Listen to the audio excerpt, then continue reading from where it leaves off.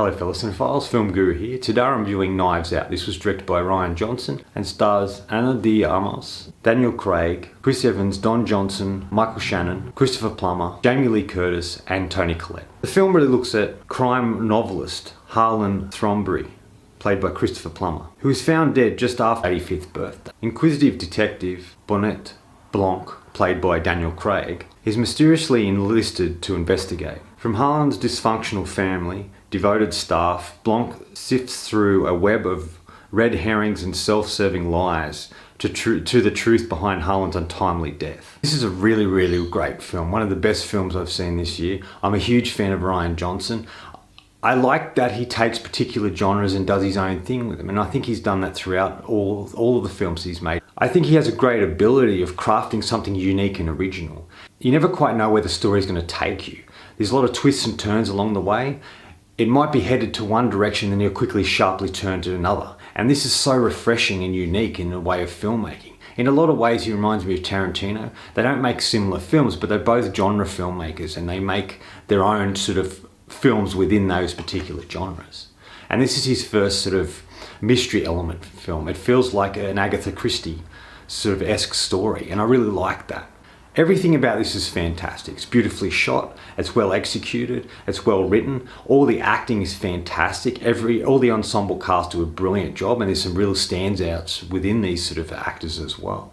I was enthralled from the beginning. I love the opening shot. It's sort of in slow motion. It shows the house and the two dogs running, and then we cut into the house and we ultimately find Harlan's dead body. And this is sort of where it sort of begins. And what sets out as a sort of the idea that he's committed suicide quickly evolved into something else, to the point of what's really going on. We're ultimately introduced to each of the characters, and that this is done through the police investigating, talking to each one of them. Their name pops up on the screen and who they are, and we learn a bit about them. All the questioning is in regards to the particular party that took place, Harlan's 85th birthday. It looks at who these people pretend to be. As they're telling who they are and what they did at the party, we get to see that. But as the film unfolds and later on in the movie, we get to see that these characters aren't quite what they seem. Each one has a clear motive that could have been responsible for Harlan's death. As Blanc investigates, we start to learn more. The whole film is ultimately told through Marta Cabrera, played by Ana de Armas, Harlan's nurse, who was there at the time of the party. But I like the fact we see it through her eyes, because the whole family are sort of rich sort of characters, and there's something not quite right about them. They're a bit dark and twisted, and they're not quite what they seem. Well, ultimately, Marta she is what she seems. And she has this really unique characteristic or thing that she does, is she can't lie. Every time she goes to lie, she throws up. She's physically sick. And that adds a kind of an interesting element. She ultimately becomes our lie detector. And so everything she says has to be true. And if she's asked questions about the family or asked questions about things that transpired, she has to be truthful, otherwise she's going to be sick. And I really thought that was an interesting element to add to the character. And it sort of comes into an interesting play towards the end of the film. I like a lot of the twists and turns. I like the fact the film doesn't quite go the way you expect, which is refreshing and interesting. And it sort of sets up in a way the film goes in this direction and you think you know what the ending's going to be. And then there's a sharp twist that you don't see coming, which ultimately elevates this to a very interesting film. There's something we learn about halfway through the film, about what really happened to Harlan. And I was watching this thing and I don't really like that. We know what happened and we're just waiting for ultimately everyone else to catch up. But then it's not quite what it seems either. And they twist it again. And I think this is fantastic. It keeps you guessing right to the end, much like an Agatha Christie novel. You never quite know who is the killer in those Agatha Christie novels. And that's the point. And that's what this film does really well. The cinematography is fantastic. It's beautifully shot. This use of slow motion, the shots that are used, the camera angles are all fantastic. It feels like an old traditional whodunit sort of film, and I really love that element to it. Like I said, all the acting is fantastic. Everybody does a brilliant job, but the real standouts for me is Ana de Armas. She's really fantastic. She's a character we follow throughout the whole film.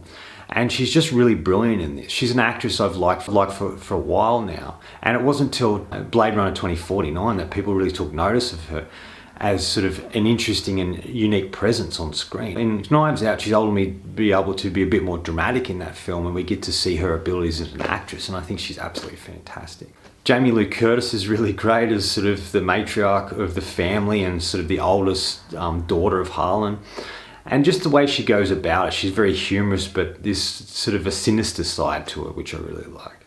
Toni Collette's really funny. She's sort of a new agey character. She sort of feels like a grown woman acting like a teenager, and that's what she really comes across as. And she has some really great and funny moments in the film.